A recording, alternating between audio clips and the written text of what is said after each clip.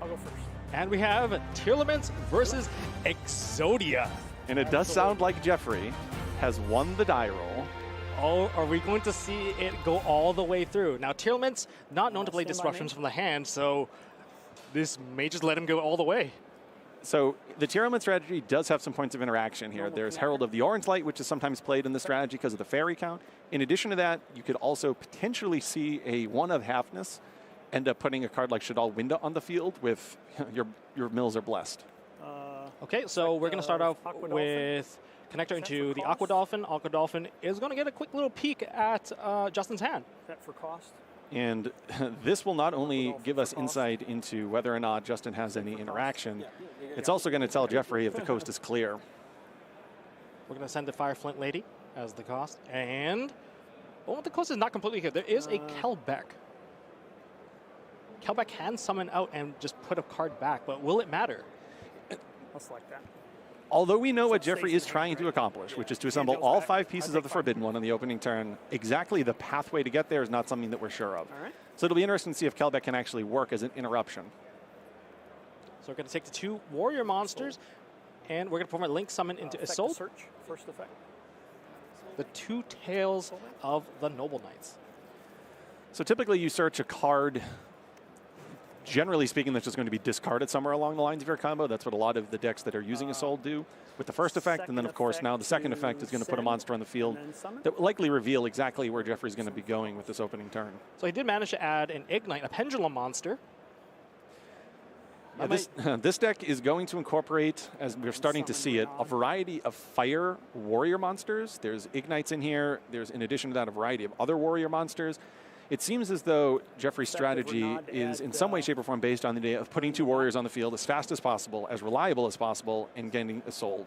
Oh, we are going to see the Kelbeck activated because a card was sent from the deck to the graveyard. That's going to summon out Kelbeck and return the Isolde back into the extra deck.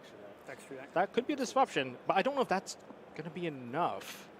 I genuinely am sitting along for the ride with you, watching Jeffrey pilot his strategy. Because he knew that card was in Justin's hand, I have to assume he knows the path from this point with his combo deck. Back to my hand. Yeah, and he's going to add back the Durandal. Durandal can activate and just add another Fire Warrior and just maybe keep going. I have to imagine, based on his, I mean, I see an instant fusion in his hand. His deck actually has a very iconic and legendary Fire Warrior monster that he can summon out of the extra deck, and a variety of others that potentially with a card like and it's something that you'd never see play.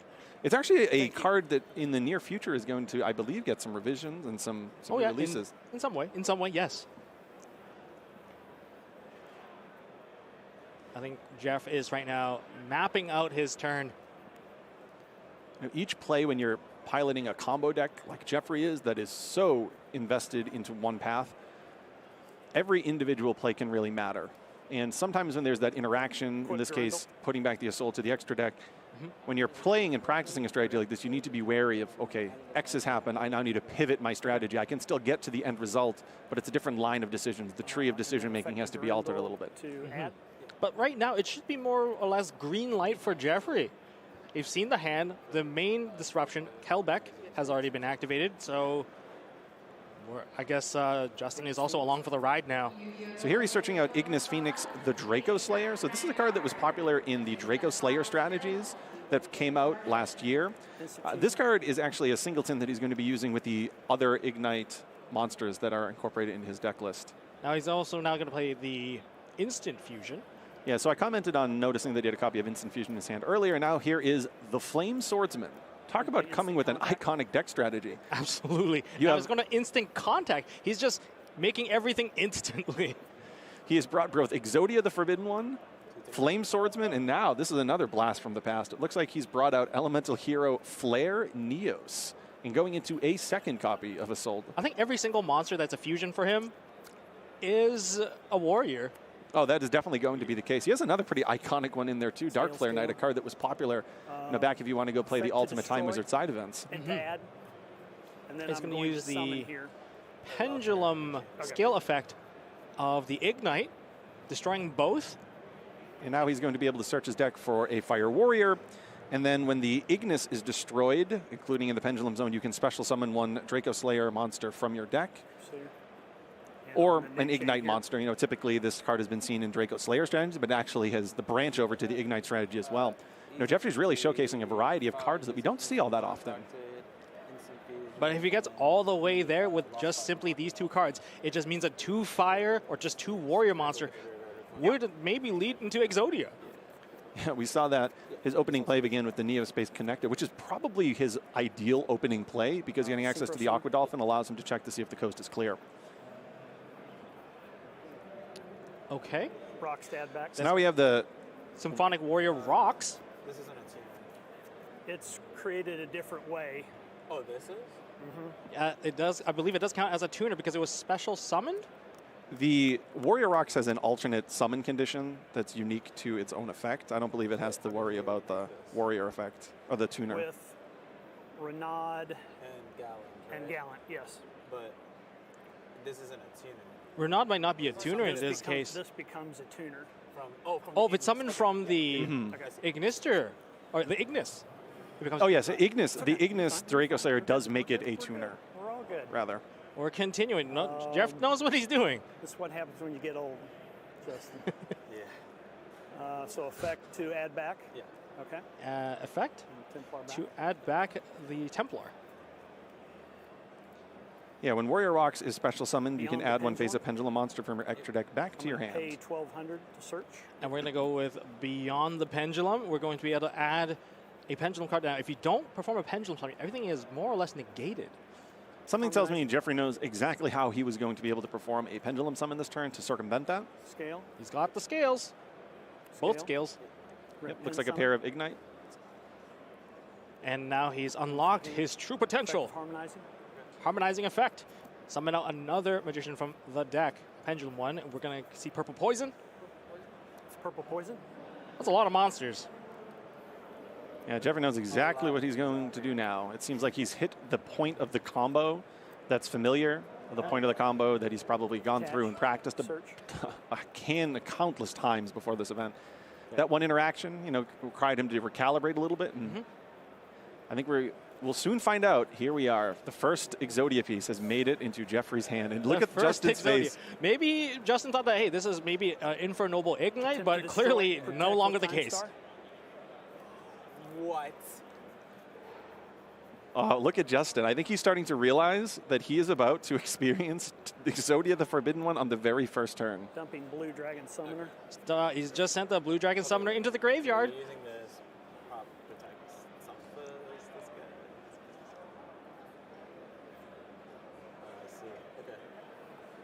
I see. Okay. Okay. So it seems like if there is a repetitive way for him to summon Time Star Magician, that may be the way in which he assembles all 5 pieces to Exodia. Well, we're going to see a Link summon now. Celine is going to gain counters. Celine. We do have spellcasters in the graveyard. That's going to gain some counters. There's 3 counters on the Celine. Use this. I believe he can summon back the Also, Three Blue dice. Dragon Summoner. Yes. Thank you. There has to be a reason why he threw that into the graveyard. 5. Yeah, it should be 5. The pendulum zones do count when Celine is counting the spells both on the field and in the graveyard. That's a lot of spell counters. You know, typically 3 is the point in which you care about, obviously, to be able to special summon, but It's fine. yeah, we're good. Oh boy. Now where are we going to take this play now? There's stuff in the graveyard that can be special summoned back. I'm removing 3 counters. 3 counters have been removed from Celine, and we are summoning back the Blue Dragon Summoner. this might be the other piece to the puzzle in terms of assembling all 5 pieces. We're going to Link summon Effect further. search. Cross Sheep. Is there a fusion that we can go into? We got into the leg. So now we know there are 2 pieces, and Contact fuse. He's contact fusing. That must be the fusion Draco Slayer. yes, Dino cross sheep. Mister, the mighty Draco Slayer. Let's go summon back the From the graveyard, it's now going to be able to Ping. summon back.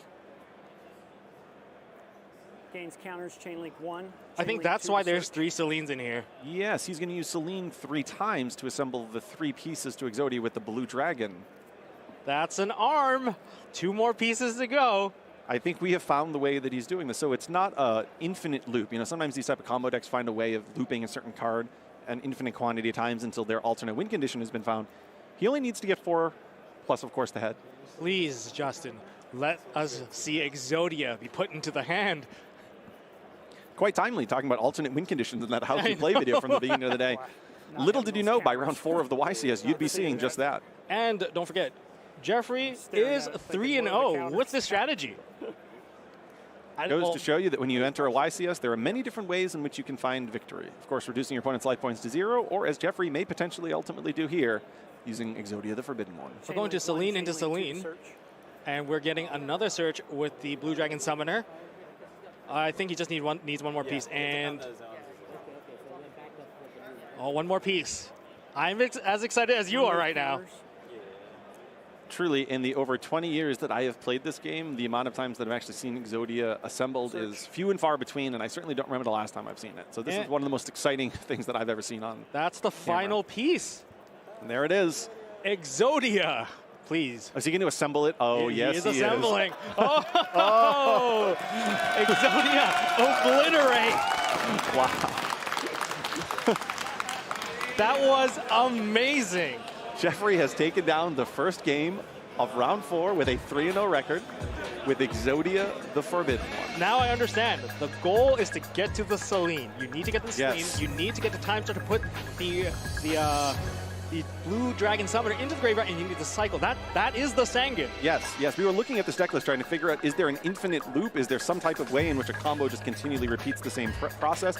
It does, but it gets to the point of getting Exodia. But of course, Celine's 3. You can't play an infinite number of Celines, but all you need is 3. Yes.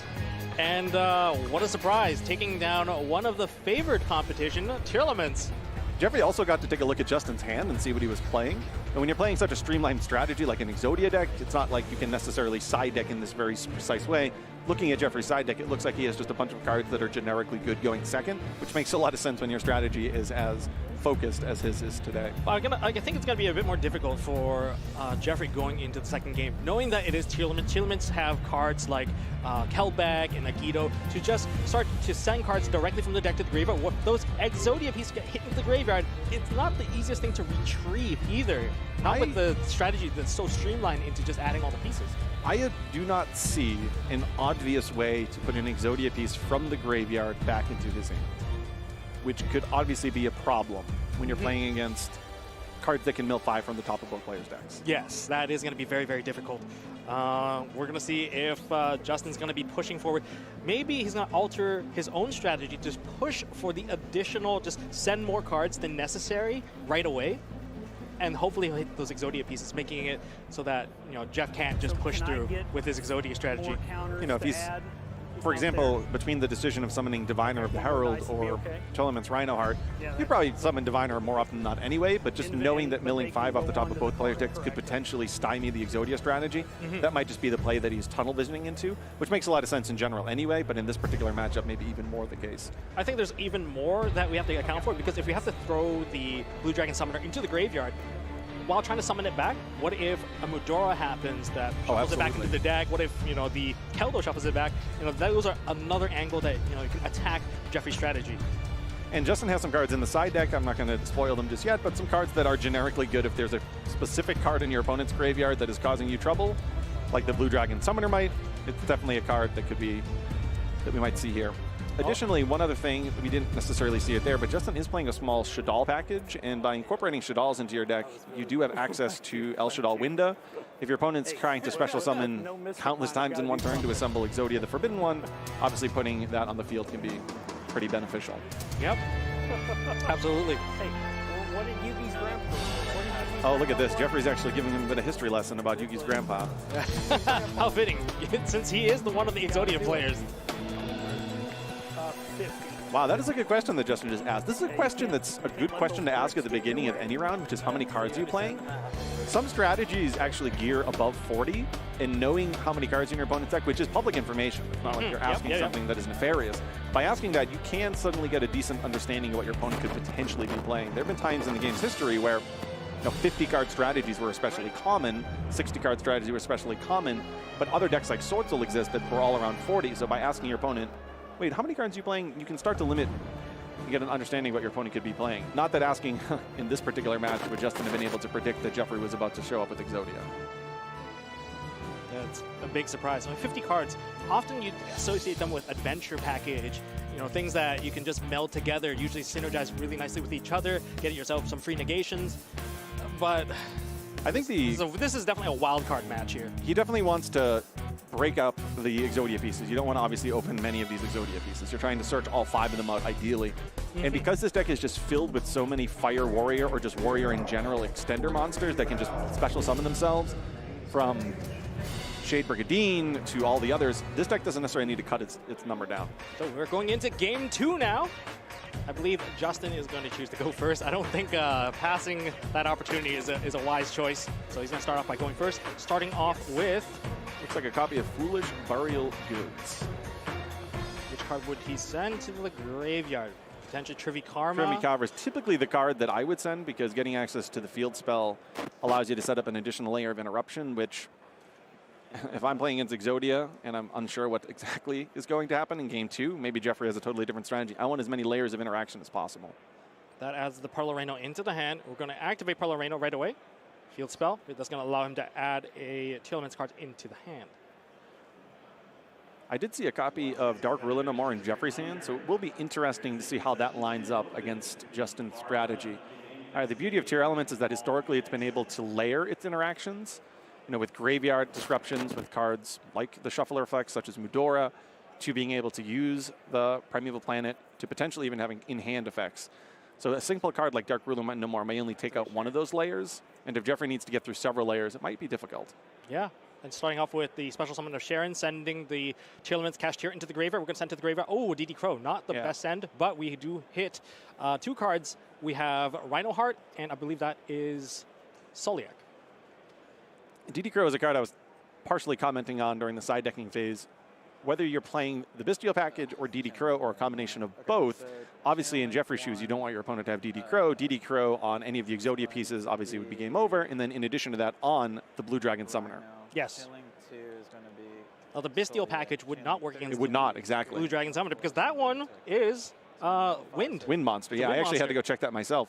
It's one of those things that, you know, the Bestials, by and large, against the decks that you'd want to side them in are better, but having additional cards like DD Crow that have a little bit of a higher range, although you don't actually get to put a monster on the field. You know, in this particular case, Justin's probably happy that he's got a couple copies of DD Crow at his disposal. So we did send 8 cards to the grave from the Scream and the Sharon and the Tearlament's Kashtira. That led to a lot of cards just loaded into the graveyard, adding into hand. I believe that's a Halfness. Notably, it doesn't appear as though any of them were Kelbeck, Mudora, or any of those. Yeah, that's pretty safe for Jeff. That's important because those cards in both directions are forms of interruption, either by making it so that there's a shuffle effect, but that mill 5, I still am not convinced that Jeffrey has a way of winning if an Exodia piece hits the graveyard. Yeah, it's going to be very, very tight. But there's also potentially that you could, like you said earlier, you know, layering the disruption. There could be Tearlament's Prime that could be in the back as well. There could also be Soliak just to negate the effects of certain monsters like Celine, so that you can't just revive the card straight from the graveyard. We're going to get into Fusion Summon to a Dragon of the Swamp. I think I can see where this one is going. If Justin is playing a copy of Abyss Dweller is going to line up perfectly against Blue Dragon Summoner. Oh, that is also another way to shut that entire play down. So looks like it does look like he has the 2 cards stacked on top of each other, performing an Xyz Summon. Oh, he's choosing to go into Bahamut Shark. That's an interesting choice. I mean, yes, Totally Awesome is a awesome card, no pun intended. But I think if I sat through watching Blue Dragon Summoner hit the field as many times as I just did, unless I'm mistaken. Yeah, I think maybe you can use the Toad. Oh, Toad cannot actually take the card because it doesn't destroy it, I believe. My instinct would have been to go into Abyss Dweller there. But oh, we're going to see Sprind. Adding back the water. Okay. So we got Tearlament's Cashier added back to hand. Still hasn't used the summon effect of it yet. He also still has a level 4 on the field, so it may be possible that he's able to get that back onto the field in some way, shape, or form, and then go into Abyss Dweller. As you mentioned before, Jeffrey does have a Dark Ruler No More, but that's not going to matter when the Abyss Dweller hits the field. Exactly, exactly. So he's putting the Totally Awesome back into his extra deck and conducting his fusion summon. Well, that's 3 monsters. I'm going to take a wild guess here. That's going to be Kaleido Heart. Kaleido Heart, absolutely. From 1 Aqua to, I believe it's a Fiend.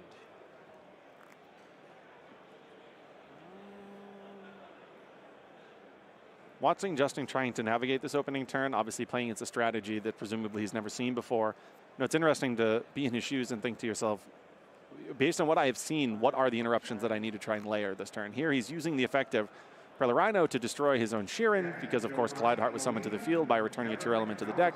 And now he's going to be able to conduct another fusion summon. Looks like for potentially Predaplant. Yep. Dracostapelia, which, you know, would line up well against some of the cards that Jeffrey did play in that first game, like a Soul Day. Oh boy. Definitely have to put more thought into this, because he knows that if he's unsuccessful, it's game over for this entire match. I mean, he is 1 game down already, which is unfortunate. You know, he did not get to go first on it. And now he has to commit into a board where he feels comfortable that it's strong enough to stop everything that, you know, Jeffrey has to offer. So here's some just general information about Justin's deck list. We saw 2 Danger Monsters. Now, there are a lot of options for the Tearlament players this weekend. Do you incorporate the Horus package, the King of the Swamps package, a combination thereof? Justin here, as you can see from those last 3 mills, is incorporating the Danger package, which I'd say is relatively popular, all things considered. Both Danger Nessie and Danger Mothman.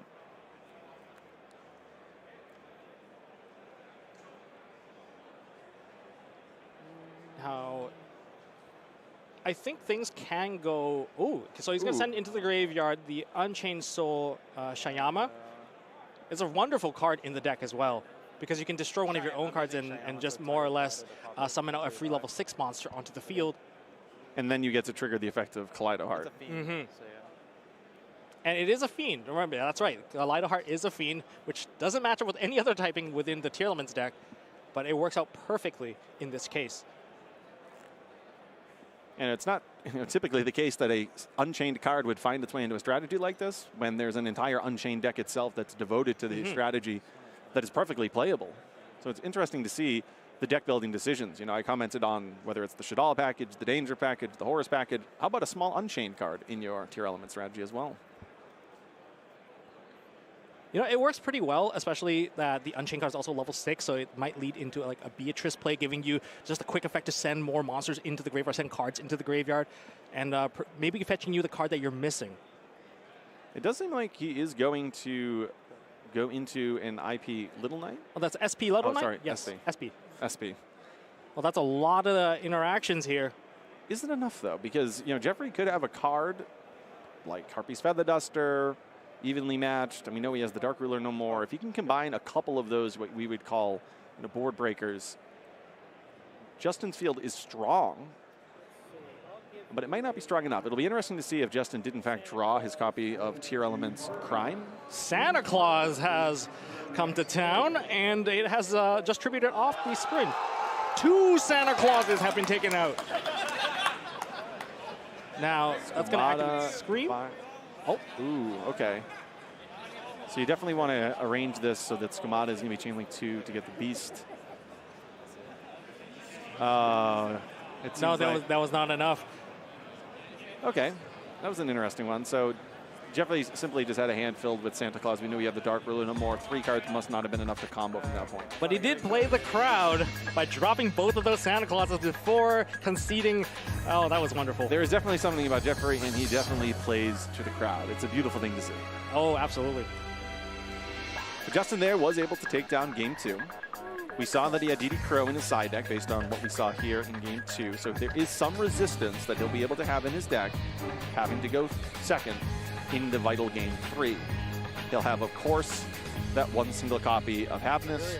He'll have, of course, his copies of DD Crow. Hellback might be able to use, as you mentioned, the Crow. Maybe if he has a Tearlament Cashier and he sends more cards into the graveyard, maybe he'll be able to hit the Mudora and the Keldos. He also is playing a higher fairy count and incorporating Herald of the Orange Light. I know we haven't seen it yet, but there is a Herald of the Orange Light in his deck. That card can obviously line up quite well if Jeffrey's not anticipating a card like that. So it'll be interesting to see. It's not completely such that because Jeffrey is about to go first, that this match is settled. There are a variety of cards that Justin can draw and combinations thereof to push back against the Exodia strategy. Yeah, if it was gonna guarantee the win, it would have went all the way without, you know, without any resistance here. So this is gonna really rely on the first 5 cards. This turn 1 is the all-important turn 1 in the all-important game 3. And speaking of 5 cards, I mean, there is a percentage chance that the 5 cards on the top of Jeffrey's deck are the 5 pieces. Not likely to happen. That is really rare. That would be playing to the crowd too if the stars align that way. But as you saw, Jeffrey doesn't even need to do that. His deck has found a way to assemble all 5 pieces. Simply with just 2 warriors. Simply with just 2 warriors. Through a Kelbeck. Yeah. I find his list very interesting here. Playing Fusion Armaments to summon out Fusion, Fusion Contact, summon out Fusion, Instant Fusion, summon out Fusion, and Ready Fusion to summon out Fusion. Yeah, Jeffrey has come with basically every variety of putting a Fusion monster on the field for a 1,000 or similar life point increment. Well, if you're going to be, you know, taking damage like that, this is definitely a deck that you got to make sure that running out of time does not matter because you're only being playing in the main phase anyway. Yeah, Jeffrey doesn't need to go anywhere. We were talking about alternate win conditions earlier. Jeffrey has found an alternate win condition that can win regardless of whether you ever see a battle phase. You just need that single one main phase. What would the other kinds of disruption that Justin would need? Do you think he needs at least 2 in this upcoming game? So 1 wasn't enough, and because so much of Jeffrey's deck is geared towards extending beyond an interruption, I think he needs multiple. Jeffrey has the huge luxury, and this is the case with a lot of combo decks that exist, whether it's his Exodia deck or some of the others out there. In game 2, he had Dark Ruler No More as an evenly matched with Santa Claus in his deck, and every single one of those cards that you draw is 1 less combo piece. You know, Jeffrey really wants to look at his opening hand and see 5 combo pieces. And he gets to side out these cards that are not in and of themselves combo pieces. But you can actually hear the crowd in the background. You know, Jeffrey is playing to the crowd. This is wonderful. This is what I like to see. And here we go into the game 3 here at YCS Indianapolis. Exodia the Forbidden One going first. Okay, well, I'm pretty sure Jeffrey has the combo. I would imagine many of his opening hands have the combo. It's really a question of, does Justin have a counter? Okay, so special summon jump forward, and then we summon out the connector. We know the connector gets you there. Okay, this looks like it might be a Herald. It is. It is Herald, taking out the name. And that takes out the Diviner in hand. Justin down to 3 cards in hand. The hand count will matter a lot right now. It depends on whether or not Justin has another follow-up. I think there's going to be more ways, perhaps. Looks like he has a Renal, but I don't know if junk forward is a fire monster. It is not. It is an earth monster. Does it only need a warrior monster? Or am I? Oh, no, we are Yeah, it is a going fire. back. It's fire only. Oh. This goes like to the extra. You can't special. Justin feeling pretty happy about that. I don't know if he has any more disruptions. You can tell on Jeffrey's face that His face has soured in. Oh, man. Gotta be a fire warrior. Unfortunate combination, I would say. He has another connector in hand as well. and an Ignite Pendulum monster, so he is unable to make a play with that current hand. Well, that depends whether or not Justin can make a play, or maybe he overcorrected his new deck at post side and does not have a starter himself. It happens from time to time. You don't need too much. That's true. That is true. But going into a deck that can win on the very first turn, some people might overcommit because you just have to see it. Like, you have to see it. Now. Oh, wow. Justin's face looks, this is quite an entertaining match. Just watching these players really enjoying being here. Really enjoying this match, even though it's a match that you might not typically anticipate seeing. Now, knowing that Jeffrey went first, if you decide to go first, you might not put as many disruptions because you're only expecting to win on that very first turn. I don't know you have your disruptions. You're not going to have any. If you're playing a strategy like this, you are not giving Dark Ruler, Evenly Mad, Feather Dust, or any of those type of cards. Santa Claus. Oh, my. Oh, no! He's proceeding to set one monster face and passing turn. That buys Jeffrey another turn to try again. And he has a new normal summon. He can keep on going. We're going to see if Justin's hand has it. He needs to draw. He's so excited. Look at Justin being like, you need to draw. He was so excited, he put his glasses back on, ready to go. The problem here is that this probably means that Justin has interactions in the hand, so we'll see if this goes through. As I just mentioned here, now another connector has been summoned onto the field. Are we going to be able to get a peek into the hand? Is there another divine? Oh, Ash Blossom Joy Spring preventing the peek in the hand, but there's still 2 warriors on the field. And will we get there? We got 15 minutes on the clock still available. That's plenty of time to execute the strategy. And again, he's going to win in this main phase if this combo goes uninterrupted. So there are no battle phases needed. There's the Assault, 2 tails of the Noble Knights. He took off the seatbelt now. He's ready to go full throttle now. No holding back. Effect add. And the effect add is resolving, which I then assume going to mean that the effect to special summon from the deck is going to resolve. Can you believe what we're about to see? Yeah, I can't believe it. Right now we're seeing Exodia win. So this is adding the pendulum skill. So you can still activate the pendulum because you just can't summon out that card. And he has another copy of an Ignite in his hand, so it's actually huge that he can put both of the pendulum zones covered. Is Soul Effect. We're going to send an equip into the graveyard to summon out a level 1 from the deck. There's the Durandal. Yep.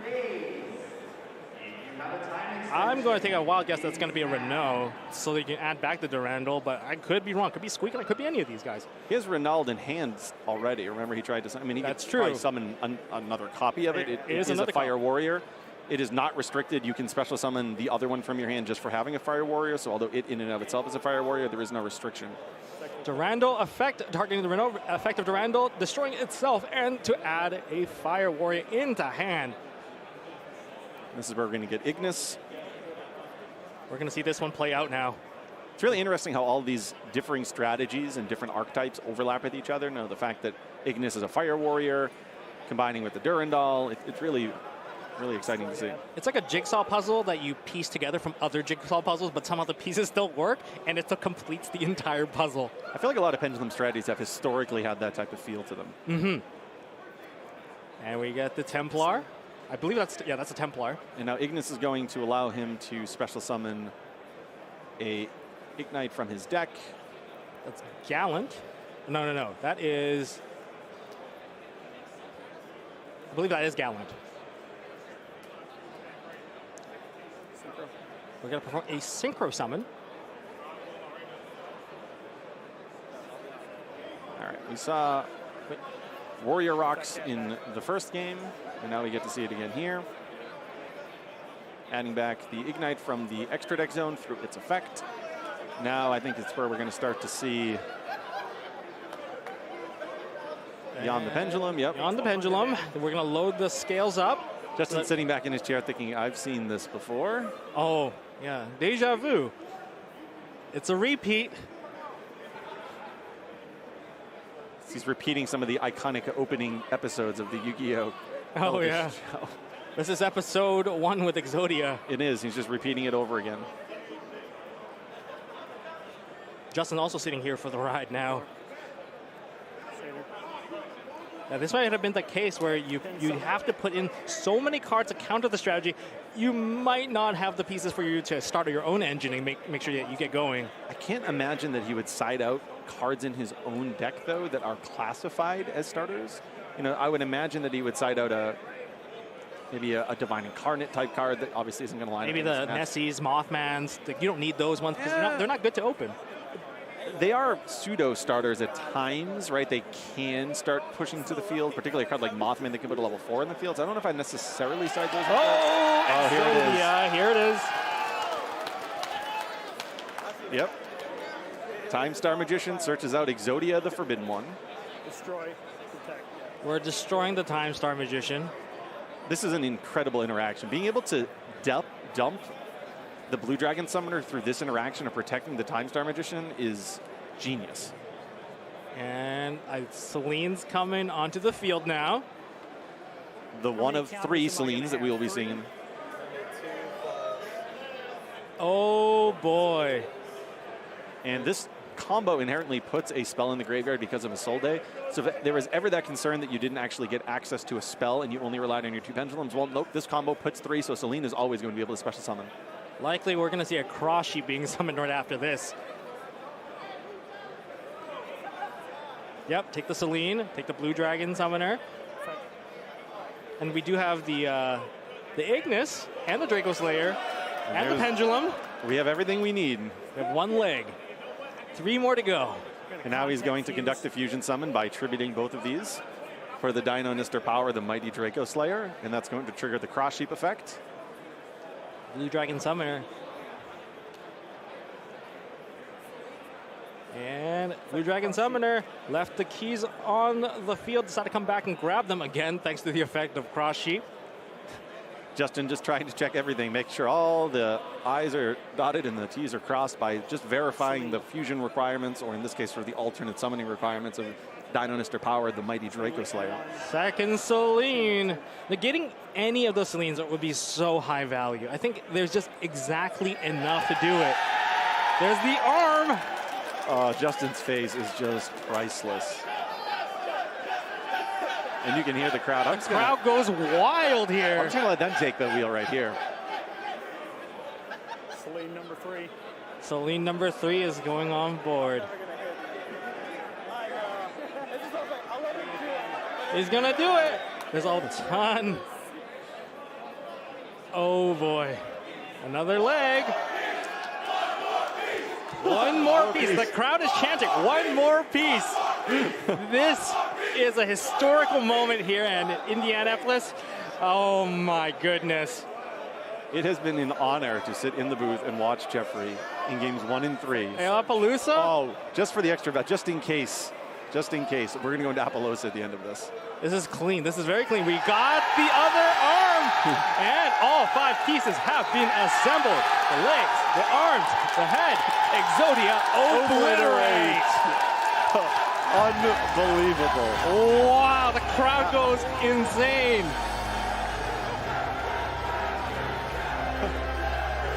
This is the kind of feature match we love to see. This is one of the most iconic events. Billy earlier today talked about this building having something about it in Yu-Gi-Oh's history. Look at what we have just seen today. A moment in Yu-Gi-Oh's history that will live on forever. Exodia beating one of the meta favorites. Moving on 4-0. We talked earlier today in that How to Duel video about some of the alternate win conditions. Yep. Well, we have just seen showcased for you here, round 4 of YCS Indianapolis. Just that, an alternate win condition, moving on undefeated. Yeah, what a crazy play. Can you imagine when your friends ask you, like, oh, what's your record? Oh, I'm X-1 right now. And then like, oh, what did you lose to? I lost to Exodia. I lost to Exodia. Like, wait, what? You lost to Exodia? I even lost to Exodia after he passed the opening turn because I interrupted his opening play, but all I could do was set a monster. Oh, wow. I'm more or less speechless right now. That was wonderful. I love seeing games like this, especially at, if you're all undefeated. This is the type of game I love to see. No, we saw Jeffrey's deck list prior to this round, and we saw inherently what he was trying to do, but it was really a journey for everybody, both the viewers at home and us, to see how exactly is he going to navigate this combo. It's clear the 2 warrior monsters is sufficient to get the combo rolling, but exactly what direction are we going to go? And well, we saw it just there. Oh yeah. So I guess don't go away. We got the winner's interview coming up, so stick around.